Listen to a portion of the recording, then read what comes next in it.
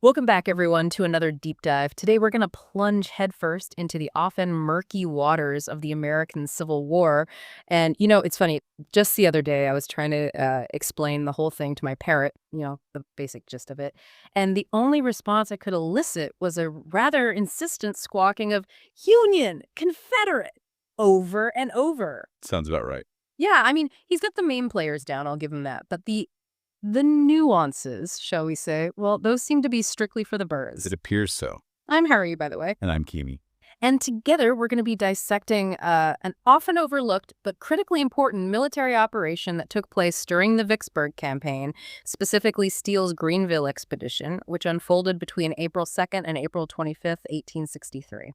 A fascinating little side story of the grand scheme of things, wouldn't you say?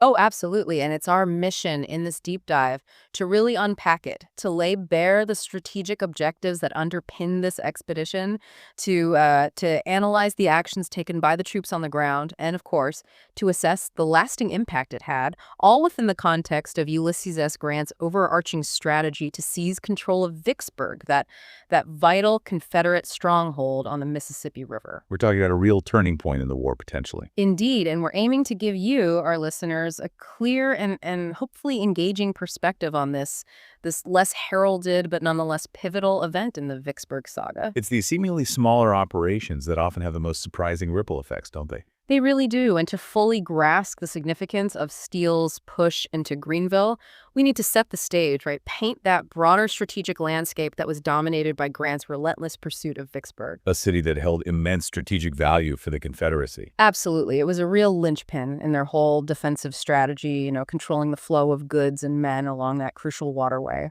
The Mississippi was their lifeline, in essence. Precisely. And Vicksburg's position on those bluffs overlooking the river made it an incredibly formidable obstacle for the Union, almost like a cork in a bottle, effectively cutting the Union in half and really hindering their ability to project power. And Grant, he was faced with quite the conundrum. He was, wasn't he? I mean, the sources we've dug into reveal that he initially toyed with the idea of launching a full frontal assault on those heavily fortified river defenses. Which, let's face it, would have been a bloodbath. Oh, without a doubt. The casualty figures would have been staggering. And there was even some discussion, believe it or not, of pulling back all the way to Memphis. Talk about a blow to morale. Exactly. Can you imagine retreating all that way and then having to mount a long and arduous overland campaign south? Right. It would have been a logistical nightmare, not to mention the potential for a real crisis of confidence. Both within the Army and among the public back home. Right. And it was that very real risk of a disastrously high casualty count, coupled with the potential for widespread demoralization that led Grant to rethink his approach. To come up with something a bit more, shall we say, cunning. More indirect, more strategic, and ultimately, as we know, far more successful. Which brings us to the maneuvering south of Vicksburg, the crossing of the Mississippi, and ultimately the approach to the city from, well, its less fortified backside. The classic flanking maneuver. Indeed, and that's where Major General Frederick Steele and his division enter the picture. As Grant was putting together this grand plan, he issued specific orders to Steele, tasking him with taking his troops, about 70 miles or so up the Mississippi to Greenville, and then from there conducting operations in and around the Deer Creek area.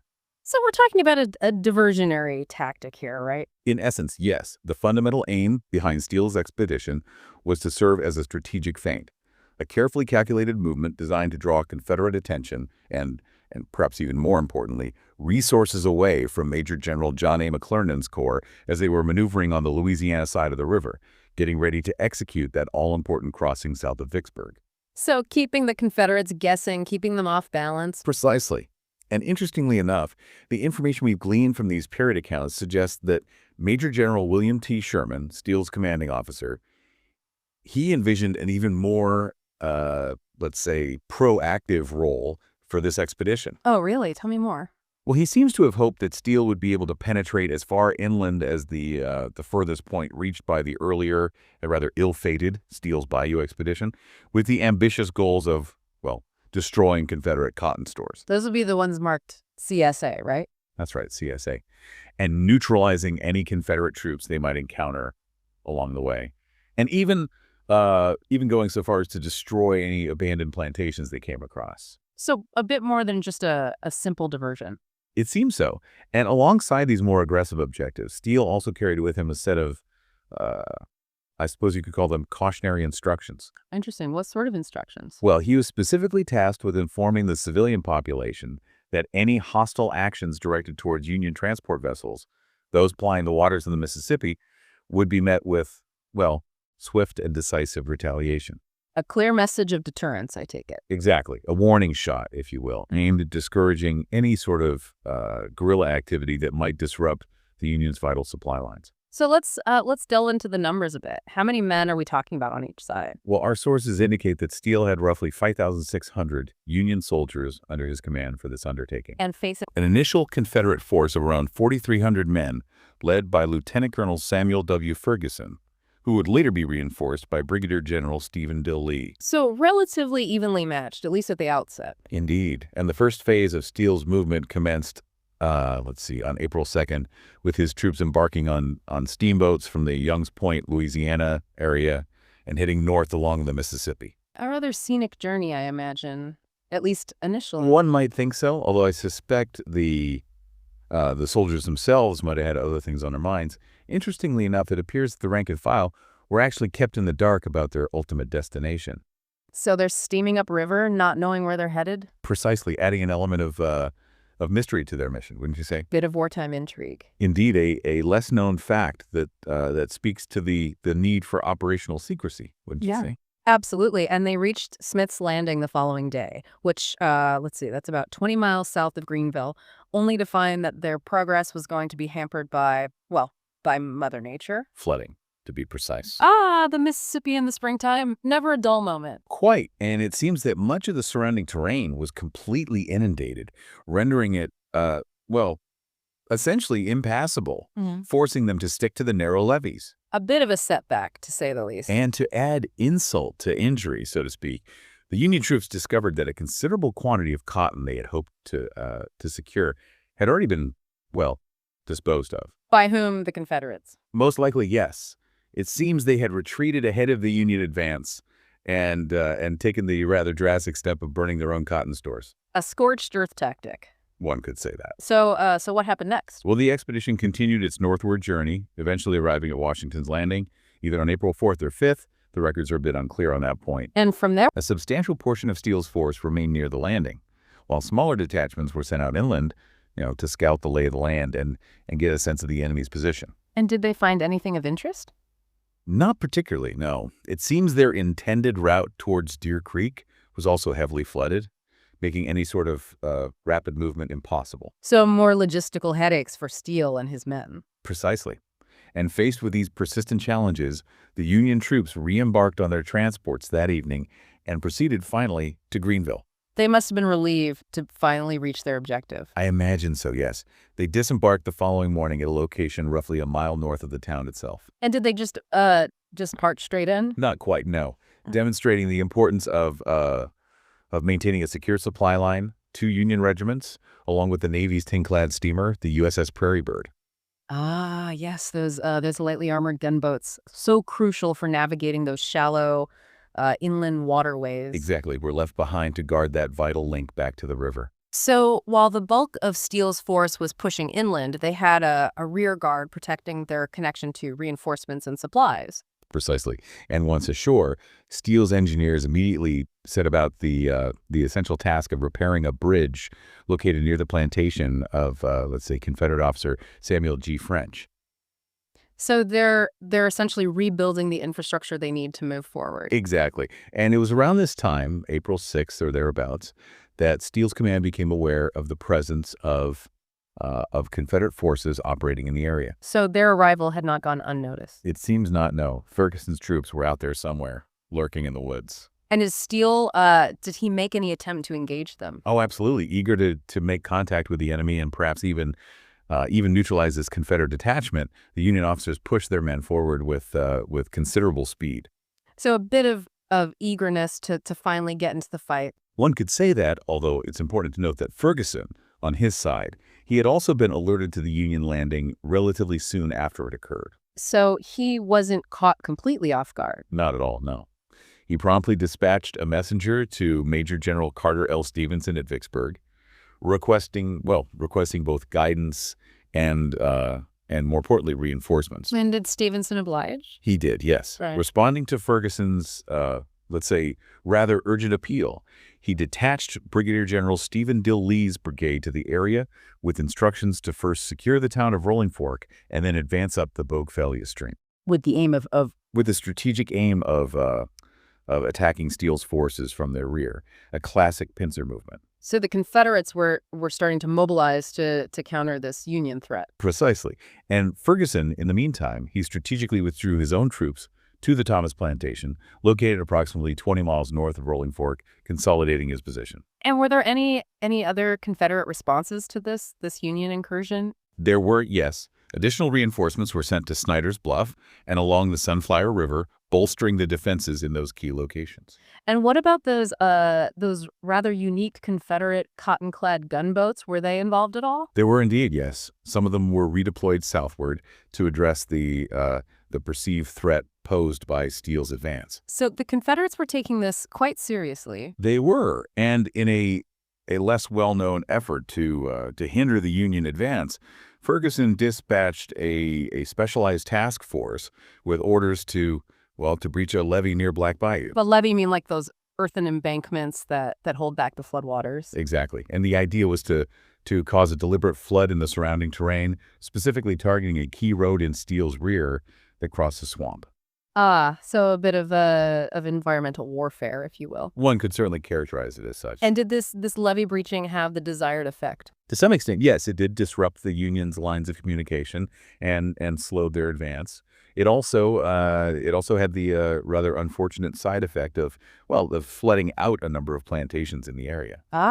So some unintended consequences for the local population. Indeed. War rarely spares anyone, does it? No, it doesn't. And these Confederate defensive preparations ultimately culminated in a series of relatively minor but nonetheless tactically significant skirmishes. The first of which took place. Go on. As Steele's column approached the Thomas Plantation on the afternoon of April 7th, Ferguson, in a clever delaying tactic, deployed Bledsoe's Missouri Battery and Sengstack's Alabama Battery. Those being Confederate artillery units positioned to impede the Union advance to open fire on the approaching Union troops, while his own infantry was strategically concealed in front of a dense and rather difficult to traverse canebrake. So a classic defensive posture, using the terrain to their advantage. Exactly. And interestingly enough, Union forces had actually operated in this very same area during an earlier expedition in February, led by Brigadier General Stephen G. Burbridge. An expedition aimed at dislodging Confederate troops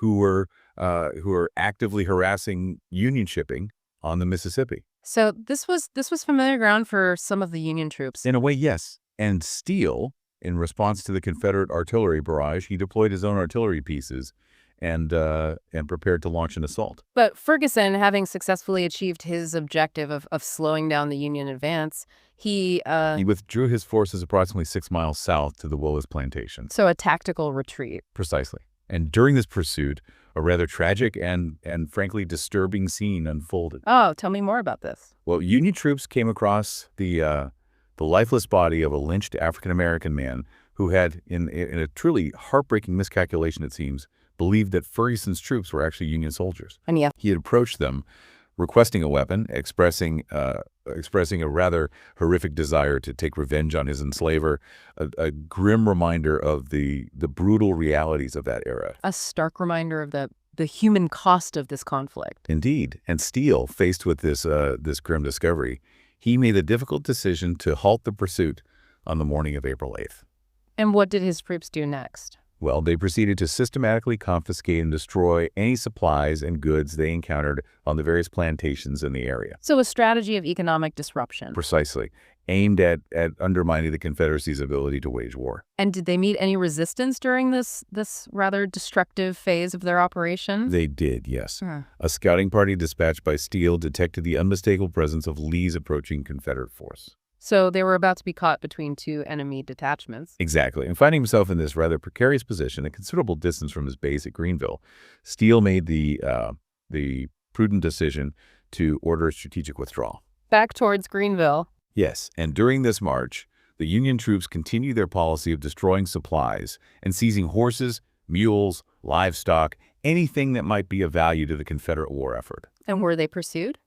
They were, yes, by both Ferguson's and Lee's forces, leading to continued skirmishing throughout April 8th. They reached the relative safety of the French plantation on the 9th. And did anything of note happen on that day? Well, on that same day, Confederate General Pemberton, he received news of the Union landing at Greenville and the deployment of Lee's forces. And how did he react to this information? He immediately ordered the transfer of an additional 1,500 soldiers from Fort Pemberton to Rolling Fork, further bolstering the commands of Lee and Ferguson. So the Confederate response was escalating. It was indeed, and the Union forces suffered a rather significant setback on April 10th, when the bridge they had previously labored to rebuild, well, it collapsed. Collapsed under what circumstance? It seems it gave way while a large herd of captured cattle was being moved across it. Ah, so a bit of bad luck, perhaps. One could say that, yes, this unfortunate incident caused a temporary delay, allowing the pursuing Confederate troops to close the distance. And were they able to capitalize on this sudden advantage? To a limited extent, yes, but Union artillery was effectively deployed to hold the Confederates at bay, and once the majority of Union forces had safely crossed, the bridge was, it was deliberately destroyed to prevent any further Confederate advance. So a tactical withdrawal, but one that cost them some valuable time and potentially some much-needed supplies. Indeed, and in total, Steele's troops had advanced approximately 43 miles down Deer Creek during their inland movement. So a fairly deep penetration into enemy territory. It was, yes, and amidst all of this intricate military maneuvering, a truly remarkable human drama was unfolding. Oh, tell me more about this. Well, as the Union troops were marching and countermarching through the countryside, large numbers of enslaved people yearning for freedom, they began to flock to the Union lines, following the troops, seeking refuge and ultimately liberation. And how many people are we talking about here? It's difficult to say for sure, but estimates range from 1,000 to as many as 3,000 individuals. So a significant exodus. It was, and initially Steele was hesitant to actively encourage this mass movement of people. Why was that? Well, his original instructions were actually to discourage slaves from coming to Union lines. Interesting. So what did he do?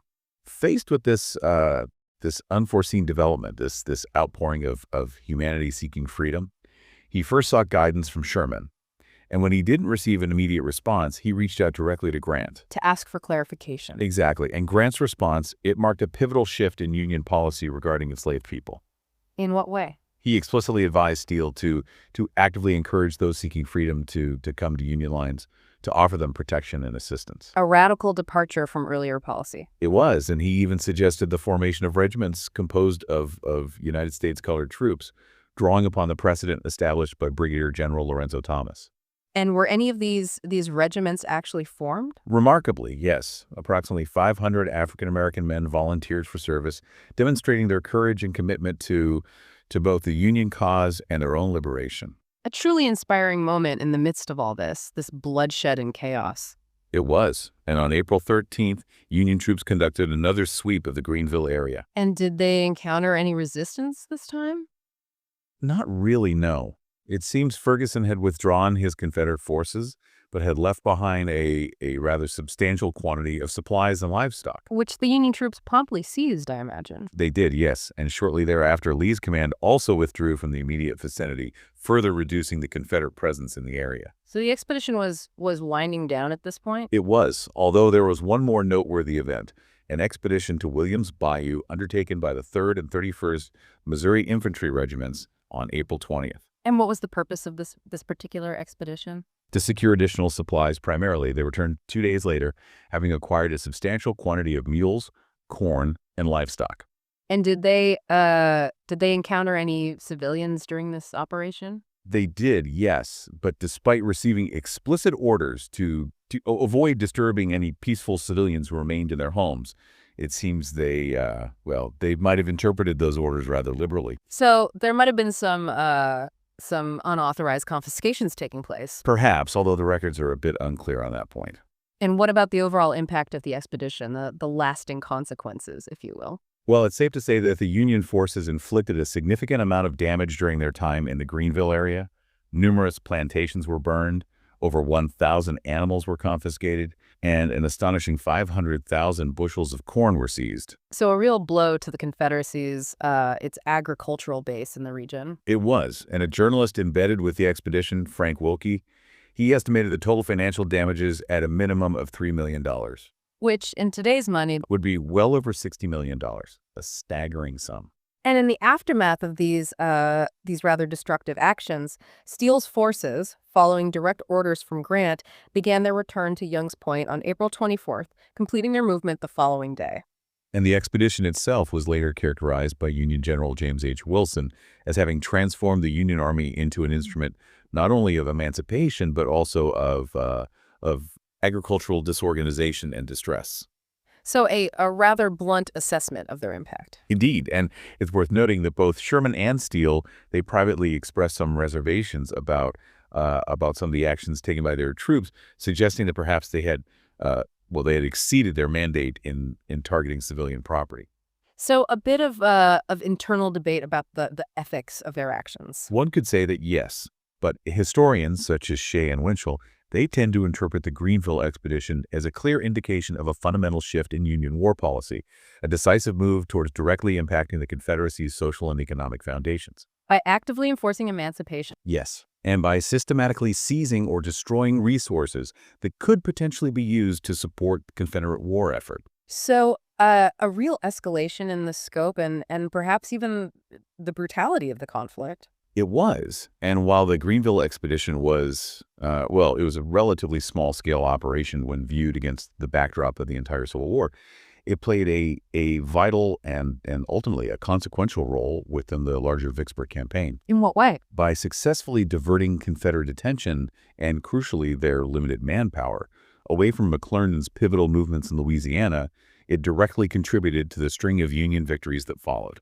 You're referring to the battles of Port Gibson, Raymond, Jackson. Yes, and Champion Hill and Big Black River Bridge, all of which culminated in the strategically decisive siege and surrender of Vicksburg on July 4th. A major turning point in the war. Indeed. And so, to sum up, Steele's Greenville expedition, though a localized military endeavor, served a critical strategic purpose within the broader context of the Vicksburg campaign, and it also reflected the evolving aims of the Union war effort. A war effort that was increasingly focused on not just defeating Confederate armies in the field, but also on dismantling the Confederacy's entire social and economic structure, with the issue of slavery taking center stage. A multifaceted approach to warfare, one might say. Absolutely, and it raises some fascinating questions about what the nature of war itself, doesn't it? It does, and it leads us to a final thought for our listeners to ponder.